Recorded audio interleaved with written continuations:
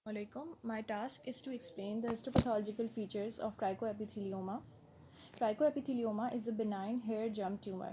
When we look at the slide at the low magnification, first we have to localize whether the pathology is present in the epidermis, dermis, or in the subcutis. Here we can see that the pathology is present within the dermis.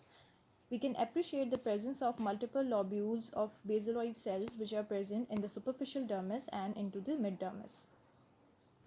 The main histopathological differential of trichoepithelioma is basal cell carcinoma, and to differentiate these two, we have to look for the following features.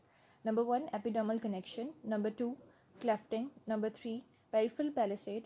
Number 4, stroma, horn cyst, papillary mesenchymal bodies, and tumor markers. Here you can see that the pathology is present within the dermis and there is no epidermal connection seen, unlike basal cell carcinoma. And you can also appreciate that these basaloid cells, they are present in a frond-like pattern.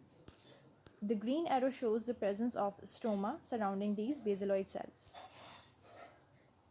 At higher magnification, the red arrow shows the presence of peripheral palisading pattern, which is also a feature of basal cell carcinoma, and the green arrow shows the presence of collagenous dense stroma which is surrounding these basaloid cells. Please notice that in trichoepithelioma, this stroma is tightly adherent or tightly surrounding the basaloid cell, unlike in BCC where we see retraction artifact separating basaloid cell from the stroma. Here you can see the presence of horn cyst. This slide shows the presence of a slit-like space which is present in the stroma.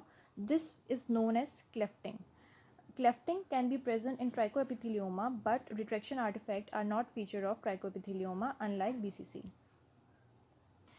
And in this slide, you can see papillary mesenchymal bodies. These are small fibroblastic aggregate bodies which are nothing, they just represent the abnormal hair follicle differentiation.